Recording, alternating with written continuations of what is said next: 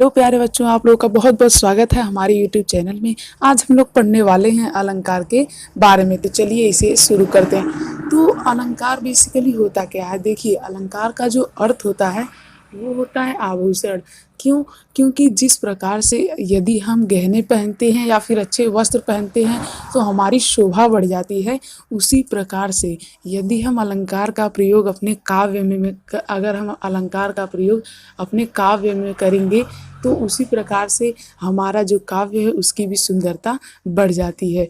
अर्थात जो सुंदरता बढ़ाने के लिए प्रयुक्त होने वाले वे साधन जो सौंदर्य पर चार चांद लगा देते हैं, उन्हें हम क्या कहते हैं? अलंकार कहते हैं।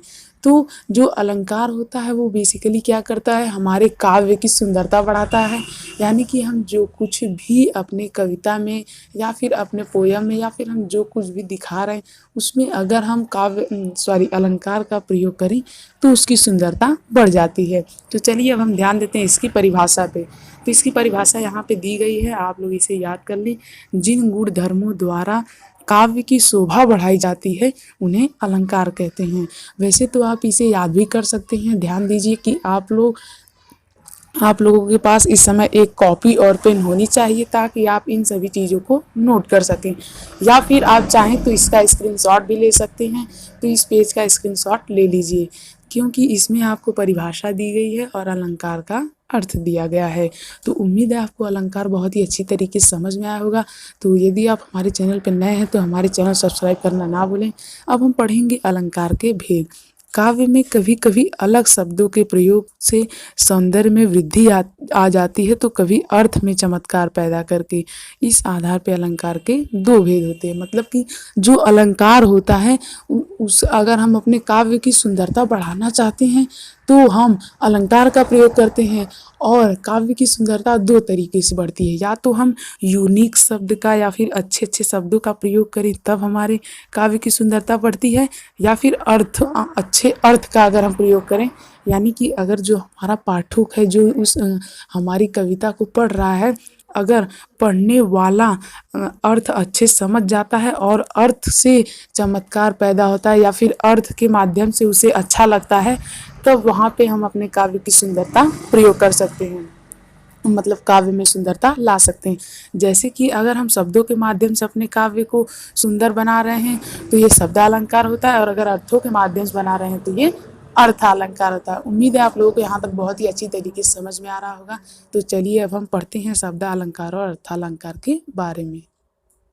तो बच्चों, पहला आता है शब्दालंकार। जैसा कि मैंने आपको बताया कि जब काव्य में शब्दों के माध्यम से काव्य की सौंदर्य वृद्धि होती है तब वहाँ पे क्या होता है? शब्दालंकार होता है। उसी तरह से यहाँ पे भी जब हम शब्दों का प्रयोग करके अपने काव्य की सुंदरता को बढ़ाते हैं तो उसे क्या कहते हैं? हम शब्दालंकार कहते हैं। जैसे कि कनक कनक ते सौगुनी मादकता अधिकार। यहाँ जो कनक शब्द है उसकी अनेक पर्यायवाची है और उसका पर्यायवाची होता है गेहूँ या फिर धतूरा। और अगर हम यहाँ पे गेहूँ या फिर धतूरा रख दे कनक और दूसरे कनक की जगह, यानी कि अगर मैं यहाँ पे गेहूँ रख दूँ और यहाँ पे धतूरा रख दूँ तो इसकी सौंदर्यता नहीं रह जाएगी। अगर वही मैं कनक कनक दो बार रख दूँ तो इसकी देखिए सौंदर्यता कितनी बढ़ जाती है। यही कहना चाहता है हमारा शब्दालंकार। तो शब्दालंकार क्या होता है? जब काव्य में शब्दों की वजह से सुंदरता आती है तो उसे हम लोग क्या कहते हैं? शब्दालंकार कहते हैं। अब पढ़ते हैं शब्दालंकार के भी। देखिए, जो अर्थालंकार होता है उसमें क्या होता है? अर्थ के हिसाब से सुंदरता बढ़ती है, नाम से ही पता चल रहा है। और शब्दालंकार में शब्द के हिसाब से। अलंकार क्या होता है? आभूषण होता है। जिस प्रकार से आभूषण पहनने से हमारी सुंदरता बढ़ती है, उसी प्रकार से अलंकार का प्रयोग करने से काव्य की सुंदरता बढ़ जाती है। तो चलिए अब हम पढ़ते हैं शब्दालंकार के भेद। इसके तीन भेद होते हैं। पहला अनुप्रास, दूसरा यमक, तीसरा श्लेष। तो चलिए हम इन तीनों को भी देखते हैं। अब बच्चों यहाँ से आप लोगों को ध्यान से समझने का टाइम आ गया है, क्योंकि यहाँ पे अब आप लोगों को याद करना पड़ेगा। देखिए, तो हमने क्या पढ़ा है अब तक? हमने पढ़ा अलंकार। अलंकार क्या होता है? जिसके प्रयोग से काव्य की सुंदरता बढ़ जाती है। शब्दालंकार, जब शब्द के माध्यम से काव्य की सुंदरता बढ़ती है, और अर्थालंकार, जब अर्थ के माध्यम से सुंदरता बढ़ती है। शब्दालंकार के खुद के 3 भाग होते हैं, और उनमें से जो पहला आता है वो हमारा आ जाता है अनुप्रास अलंकार। तो इसे चलिए पढ़ते हैं। देखिए, जब काव्य में किसी वर्ण की आवृत्ति एक से अधिक बार होती है, अर्थात कोई वर्ण एक से अधिक बार आता है, तो उसे अनुप्रास अलंकार कहते हैं। ठीक है ना? जैसे कि तरनी तनुजा तट तमाल तरुअर बहु छाए। कितना अच्छा ये वाक्य अब लग रहा है। यहाँ पे जो त वर्ण है, इसकी आवृत्ति बार बार हमें देखने को मिल रही है। अतः यहाँ पे कौन सा अलंकार है? यहाँ पे अनुप्रास अलंकार है। इसी तरह हम अन्य उदाहरण में देखें तो यहाँ पे रघुपति राघव राजा राम, तो यहाँ पे वर्णों की आवृत्ति से क्या किया गया है? चमत्कार उत्पन्न किया गया है, इसीलिए अनुप्रास अलंकार। ध्यान दीजिए, अनुप्रास अलंकार उन्हें कहते हैं जब किसी काव्य में वर्ण की आवृत्ति बार बार होने की वजह से सुंदरता आती है, तो उसे हम लोग क्या कहते हैं? अनुप्रास अलंकार। इसमें क्या होता है? वर्ण के माध्यम से, यानी जो वर्ण होता है उसकी आवृत्ति बार बार होती है, और उसी की वजह से हमारे वाक्य में, हमारे काव्य में सुंदरता उत्पन्न होती है। जैसे चारु चंद्र की चंचल किरणें खेल रही जलथल में। तो यहाँ पे भी कितना सुंदरता, इस काव्य में कितनी सुंदरता आई है, किसके मदद से? अनुप्रास अलंकार के मदद से। आप लोग को ध्यान बस वर्ड पे देना है। अगर वर्ड सेम रहेगा, यानी कि वर्ड अगर सेम हुआ, तो अनुप्रास अलंकार। तो चलिए अब हम बढ़ते हैं यमक अलंकार की तरफ। इससे पहले यदि आपने हमारे चैनल को सब्सक्राइब नहीं किया है तो कर लीजिए। आप लोग सब्सक्राइब नहीं करते हो यार, बहुत दुख होता है। प्लीज़ सब्सक्राइब कर लिया करो। तो चलिए आगे बढ़ते हैं। तो चलिए अब हम पढ़ते हैं यमक अलंकार। तो यमक अलंकार क्या होता है? जब काव्य में कोई शब्द एक से अधिक बार आता है, तो उनके अर्थ अलग अलग हों, तो उसे यमक अलंकार कहते हैं। तो आप लोग तो अब बहुत सारा कन्फ्यूजन होगा कि अनुप्रास में एक ही वर्ड बार बार आता था, और इसमें शब्द आता है, एक ही शब्द बार बार आता है, और हर बार उसका अर्थ जो होता है वो अलग अलग होता है। तो देखिए, जो यमक अलंकार होता है, इसमें एक भी मात्राएं नहीं होती हैं, और बार बार आता है, यानी कि य है तो य प्लस होता है, तभी ना ये पूरा य बनता है। तो आप लोग इस तरह से भी समझ सकते हैं कि जो यमक अलंकार होता है उसमें की आवृत्ति बार बार हो रही है, यानी कि इसमें कोई न कोई शब्द एक से अधिक बार आएगा। आप लोग कैसे याद रखेंगे? देखिए, शब्द किसमें बार बार आएगा और उसका अर्थ अलग होगा? जिसमें कि एक भी मात्राएं नहीं रहेंगी। जिस अलंकार में एक भी मात्राएं नहीं रहेंगी, उस अलंकार में एक शब्द एक से अधिक बार आएगा। ये एक ट्रिक है छोटी सी, जिसे आप लोग याद कर सकते हैं। मैं तो इसी तरह से याद रखता हूँ कि यमक अलंकार, यानी कि इसमें एक भी मात्राएं नहीं है, य म क, तो इसमें क्या होगा? यमक अलंकार होगा। क्यों होगा? क्योंकि इसमें एक भी मात्राएं नहीं लगी। जिसमें एक भी मात्राएं नहीं लगी हैं उसमें शब्दों की आवृत्ति होगी, लेकिन जिसमें मात्राएं लगी हैं उसमें शब्दों की नहीं, वर्णों की आवृत्ति होगी। क्यों? और एक तरह से आप और याद कर सकते हैं, जिसमें मात्राओं की 2 या 2 से 3 मात्राएं आए, उसमें अनुप्रास अलंकार होता है। क्यों? क्योंकि वहाँ पे एक से अधिक मात्राएं हैं, और अनुप्रास एक से अधिक मात्राएं मतलब वर्णों की आवृत्ति होगी, और एक भी मात्रा नहीं मतलब शब्दों की आवृत्ति होगी। तो उम्मीद है आप लोगों को बहुत ही अच्छी तरीके से समझ में आ रहा होगा। तो चलिए आगे बढ़ते हैं। काली घटा का घमंड घटा, नभ तारक मंडल विंद खिले। यानी कि जो काली घटा है उसका घमंड क्या हो चुका है? घट चुका है। तो यहाँ पे जो घटा है, घटा यहाँ पे मौसम है, और ये वाला जो घटा है इसका मतलब है कि कम हुआ। तो यहाँ पे देखिए, एक ही शब्द दो दो बार आया, लेकिन उसके माध्यम से काव्य की सुंदरता भी बढ़ाई गई है, और तो और इसका अर्थ भी प्रयोग किया गया है। तो चलिए अब हम बढ़ते हैं अपने अगले। अब हम शब्दालंकार के अंतिम भेद के बारे में बात करेंगे, जो है क्या है? श्लेष अलंकार। श्लेष अलंकार मतलब कि चिपका हुआ, यानी कि जब एक शब्द से अनेक अर्थ चिपके हुए हों, तो वहाँ पे क्या होता है? श्लेष अलंकार होता है। अब आपको तो और कन्फ्यूजन होगा, पहले अनुप्रास फिर यमक तब श्लेष। देखिए, मेन कन्फ्यूजन तब हुआ कि यमक और श्लेष में क्या अंतर है। यमक में क्या होता है? एक ही शब्द बार बार आता है, लेकिन श्लेष में एक शब्द एक ही बार आता है, और उसका कई अर्थ हो जाता है। जैसे कि रहीमन पानी राखिए, बिन पानी सब सून, पानी गए न उबरे मोती मानुष चूर। तो यहाँ पे आप लोग देख सकते हैं कि जो यहाँ पे दूसरी पंक्ति है, वहाँ पे पानी शब्द केवल एक ही बार आया, लेकिन उसका अर्थ अलग अलग प्रसंगों में है। यानी कि जो श्लेष अलंकार होता है उसमें जो आते हैं, यानी कि श्लेष अलंकार में जितने भी हमारे वर्ड आते हैं या फिर शब्द आते हैं, वो शब्द जो होते हैं वो एक ही बार आते हैं, लेकिन उनका अर्थ अलग अलग होता है। जबकि अगर हम बात करें यमक अलंकार की, तो उसमें शब्द मतलब बार बार आते हैं, यानी कि शब्दों की आवृत्ति होती है। अगर हम बात करें अनुप्रास अलंकार की, तो उसमें वर्डों की आवृत्ति होती है। देखिए सबसे अलग कौन है, जिसमें ढेर सारी मात्राएं हैं, वो सबसे अलग है, यानी कि अनुप्रास अलंकार। अनुप्रास अलंकार में क्या होता है, अनुप्रास अलंकार में वर्डों की आवृत्ति बार बार होती है। यमक अलंकार में शब्दों की आवृत्ति बार बार होती है।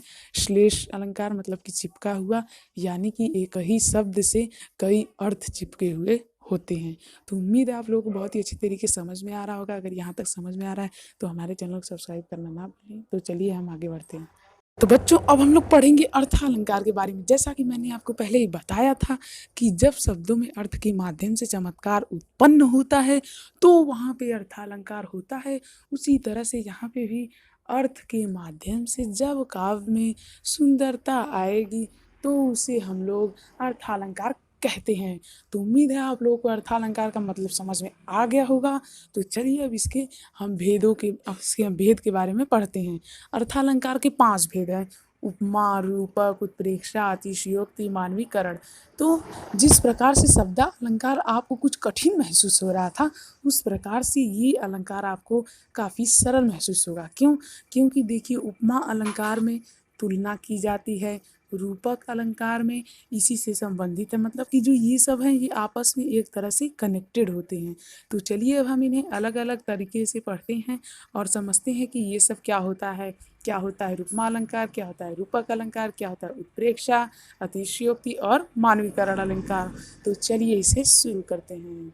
तो पहला आ जाता है उपमा अलंकार। उपमा अलंकार क्या होता है, जब काव्य में किसी वस्तु या व्यक्ति की तुलना किसी अत्यंत प्रसिद्ध वस्तु या व्यक्ति से की जाती है तो उपमा अलंकार होता है। जैसे पीपर पात सरस मंडोला, कितना अच्छा वाक्य है, इसकी सुंदरता भी कितनी अच्छे से बढ़ रही है। देखिए पीपर पात सरस मंडोला, यानी कि यहाँ पे जो पीपल का पत्ता होता है वो क्या होता है, थोड़ी सी हवा चलती है तभी भी डोल जाता है, यानी कि हिलता रहता है हमेशा। तभी तो गांव में या फिर पहले के ज़माने के लोग की कई कथाएं थी कि पीपल का पत्ता इसलिए हिलता रहता है क्योंकि वहाँ पे हमेशा भूत रहते हैं, जबकि ये गलत है। ये पीपल के पत्ते की खासियत है कि वो हमेशा हिलता रहता है। खैर वो तो अलग बात है। तो देखिए जो पीपल का पत्ता होता है वो हमेशा हिलता रहता है, यानी कि डोलता रहता है। डोलने का मतलब होता है हिलता। सरस मन डोला, यानी कि जिस प्रकार से पीपल का पत्ता हिलता है, हमेशा हिलता रहता है, उसी प्रकार से जो सारस का मन है, यानी कि जो सारस होता है, सारस मतलब तो आप लोग समझते ही होंगे, जो सारस होता है उसका भी मन क्या करता है, डोलता है, यानी कि मगन हो जाता है। तो इस तरह से यहाँ पे देखिए यदि हम अर्थ नहीं निकाल पाते तो हमें इस काव्य में कुछ खास दिखता ही नहीं, लेकिन चूंकि हम अर्थ निकाल लिए इसका, इसलिए हमें ये कितना सुंदर वाक्य लग रहा है कि पीपल के पत्ते के समान सरस का मन डोलता है या फिर विचलित होता है। तो यही होता है उपमा अलंकार। तो उपमा अलंकार के देखिए बेसिकली 4 अंग होते हैं। तो ये आपको उतना भी हार्ड नहीं लगेगा। देखिए ध्यान से देखिए, बस समझ जाइए एक बार, आपको अपने आप आसान लगेगा। देखिए जो उपमेय होता है उसमें क्या की जाती है, उपमा दी जाती है, यानी कि जो मन है यहाँ पे, उपरोक्त जो है यहाँ पे मन, तो यहाँ पे इसमें क्या दी गई है, उपमा दी गई, यानी कि मन के बारे में यहाँ पे बात की गई है। जिसके बारे में बात की जाए वो क्या हो गया, उपमेय। जिसके बारे में बात की जाए वो क्या है, उपमेय। उपमा जिस प्रसिद्ध वस्तु या व्यक्ति से उपमा दी जाती है, यानी कि जिससे आप समझ सकते हैं कि जिससे तुलना की जाए वो हुआ उपमान, और जिसकी तुलना की जाए वो होता है उपमेय। यानी कि मन की तुलना की गई है तो मन क्या हुआ, उपमेय। और किससे तुलना की गई है, पीपल के पत्ते के समान से ना, तो पीपल का पत्ता यहाँ क्या हुआ, उपमान हुआ। और देखिए समान धर्म उपमेय उपमान की यह विशेषता जो दोनों में एक समान हो, यानी कि दोनों में कौन सी चीज़ सिमिलर है या दोनों में कौन सी चीज़ कॉमन है, उसे हम बोलते हैं समान धर्म। समान धर्म किसे बोलते हैं? जो चीज़ उपमेय और उपमान दोनों में समान हो उसे हम लोग क्या बोलते हैं? समान धर्म। जो चीज़ दोनों में कॉमन हो उसे हम बोलते हैं समान धर्म, और जिसकी तुलना की जाए उसे उपमेय, जिससे तुलना की जाए उसे उपमान। ध्यान से देखिए, घबराइए नहीं। एक बार आप लोग इसे कॉपी पेन से रिवाइज़ कर लीजिए, और मैं आपको गारंटी देता हूँ कि यदि आप इस लेक्चर के अलावा घर पे डेली 20 मिनट हिंदी पढ़ेंगे, और यदि आपको हिंदी में कोई कठिनाई हो तो फिर आप मुझसे कमेंट करके बताइए, क्योंकि अगर आप डेली 20 मिनट हिंदी पढ़ रहे हैं तो आपकी हिंदी बहुत स्ट्रांग हो जाएगी। केवल 20 मिनट आपको डेली हिंदी में देना है, और ध्यान रहे कि एक भी दिन का गैप ना हो। तो इसके बाद आप लोग सिर्फ 20 मिनट तक जाके हिंदी में यही अलंकार को दोहरा लीजिएगा, और जो मैं आपको शब्द अलंकार पढ़ाया था उसे भी दोहरा लीजिएगा। अब पढ़ते हैं वाचक शब्द। वे शब्द जो उपमेय और उपमान की समानता प्रकट करते हैं उन्हें वाचक शब्द बोलते हैं। अब देखिए, ऐसा शब्द जो दोनों में समानता प्रकट करता है। भाई, अब दो लोग हैं, अगर दो लोगों को जोड़ना है तो उनके बीच में जो लोग समानता प्रकट करते हैं उन्हें हम वाचक शब्द बोलते हैं। तो उम्मीद है आप लोगों को उपमा अलंकार बहुत ही अच्छी तरीके से समझ में आया होगा। चलिए अब हम बढ़ते हैं और आगे, बाकी सबके बहुत आसान है।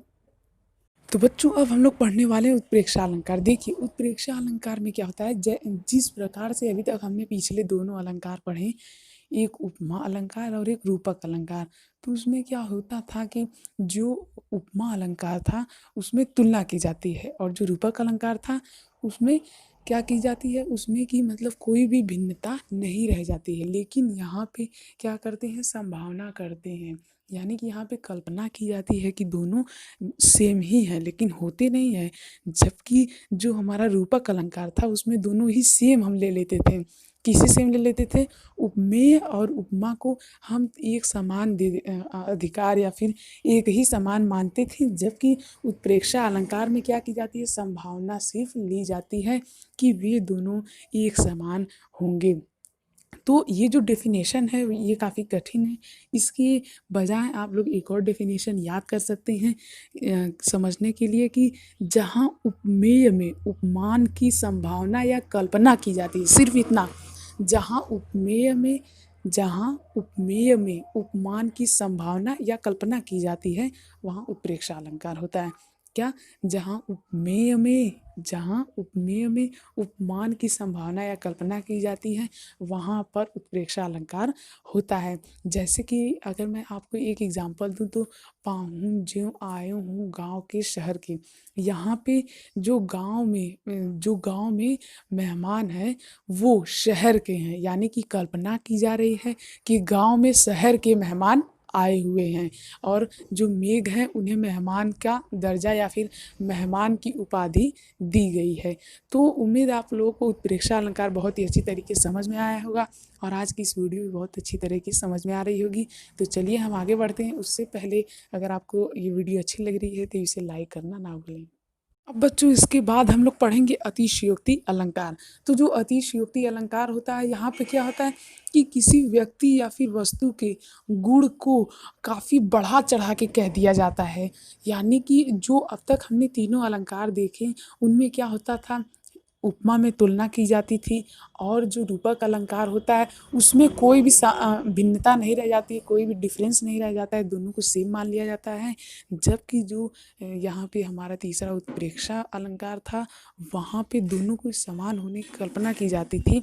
लेकिन जो अतिशयोक्ति अलंकार है, अतिशयोक्ति अलंकार में दोनों जो होते हैं, यानी कि किसी व्यक्ति या फिर वस्तु के गुण या फिर उसका जो गुण होता है उसे इतना बढ़ा चढ़ा के बोल दिया जाता है कि उस पर विश्वास करना ही हमारे लिए कठिन हो जाता है। उसी को हम अतिशयोक्ति अलंकार कहते हैं। जैसे कि आप एग्जाम्पल में देख सकते हैं, एक दिन राम पतंग उड़ाई देवलोक में पहुँची जाई। यहाँ पे जो राम ने एक दिन पतंग उड़ाई लेकिन वो स्वर्ग में पहुँची जा रही है, और इस पर विश्वास करना कहीं ना कहीं हमें कठिन लग रहा है। यानी कि इस पर विश्वास नहीं किया जा सकता कहीं ना कहीं अगर हम देखें तो इस तरह के जो वाक्य होते हैं जिनमें काव्य की सुंदरता कुछ इस तरह से बढ़ाई जाती है उन्हें हम अतिशयोक्ति अलंकार कहते हैं। तो उम्मीद आप लोगों को बहुत ही अच्छी तरीके से समझ में आया होगा। तो चलिए अब हम और आगे बढ़ते हैं। अब जो हमारा लास्ट एवं अंतिम अर्थालंकार आ जाता है वो है मानवीकरण अर्थालंकार। तो यहाँ पे जब कोई निर्जीव वस्तु में जान भर देते हैं काव्य में, तो वहाँ पे मानवीकरण अलंकार का प्रयोग होता है। यानी कोई ऐसी निर्जीव वस्तु जो ना कि बोल सके और ना ही, या फिर निर्जीव मतलब तो आप लोग समझते ही होंगे, तो कोई भी निर्जीव वस्तु को अगर हम सजीव बनाते हैं अपने काव्य में, तो उसे क्या कहते हैं, मानवीकरण अलंकार कहते हैं। तो मानवीकरण अलंकार बहुत ही ईजी होता है। जब किसी भी निर्जीव वस्तु को हम लोग सजीव बनाते हैं तो उसी को मानवीकरण अलंकार कहते हैं। जैसे फूल हंसी कलियां मुस्काई, यहाँ पे देखिए फूल कभी हंसते हैं या फिर कलियां कभी मुस्काती हैं, लेकिन फिर भी यहाँ पे उनके हंसने और मुस्काने का प्रतीत हो रहा है, यानी कि यहाँ पे मानवीकरण अलंकार का प्रयोग हुआ है। तो मानवीकरण अलंकार बेसिकली वो होते हैं जिनमें जान भर दी जाती है। तो इसके पहले हमने जितना भी देखा उसमें हमने क्या देखा, देखिए मैं आपको एक बार समराइज कर देता हूँ। अलंकार क्या होता है, जब आभूषण जैसे आभूषण पहनने से हमारे शरीर की सुंदरता बढ़ती है, उसी प्रकार से अलंकार का प्रयोग करने से उस पूरे काव्य की सुंदरता बढ़ जाती है। अलंकार के दो भेद होते हैं, शब्दालंकार और अर्थालंकार। उसमें हमने शब्दालंकार के भेद देखे और अर्थालंकार के भेद देखे। इसके बाद अब हम लोग कुछ एक्सरसाइज करेंगे, तो चलिए इसे शुरू करते हैं और एक्सरसाइज को सॉल्व करते हैं। इससे पहले अगर आपने अभी तक इस वीडियो को अपने दोस्तों के साथ शेयर नहीं किया है तो इसे शेयर करना ना भूलें, ताकि आप अपने दोस्तों की भी कुछ मदद कर सके। तो चलिए हम एक्सरसाइज पे अब आते हैं। तो बच्चों हम आ गए हैं आपके लिए लेकर के ये एक्सरसाइज, जिसे आप लोग सॉल्व कर सकते हैं और अपनी अलंकार की जो प्रैक्टिस है उसे पूरी तरीके से कर सकते हैं और एग्ज़ाम्स में कोई अच्छा खासा स्कोर या फिर अच्छे खासे मार्क्स ऑब्टेन कर सकते हैं। तो इन सभी एक्सरसाइज को ज़रूर करिएगा ताकि आपकी प्रैक्टिस अच्छी हो। सो चलिए मिलते हैं अब अपने अगली वीडियो में। आज की इस वीडियो में इतना ही। Thank you. जय हिंद जय भारत। और इसे एक्सरसाइज को ज़रूर से ज़रूर कीजिएगा और मुझे कमेंट करके बताइएगा कि आपको किस क्वेश्चन में, इन सब जितने भी क्वेश्चंस हैं 18 क्वेश्चन हैं, तो इन सब में से आपको किस में दिक्कत आई है ये सब मुझे कमेंट करके ज़रूर बताइएगा। मैं आपको उसका सलूशन दे दूँगा। और इसे सॉल्व करने से पहले आप हमारे पीछे का पूरा वीडियो ज़रूर देखें, वरना आप इसे सॉल्व नहीं कर पाएंगे और आप अच्छा से अच्छा स्कोर नहीं कर सकते। सो चलिए मिलते हैं अगली वीडियो में। Thank you. जय हिंद जय भारत।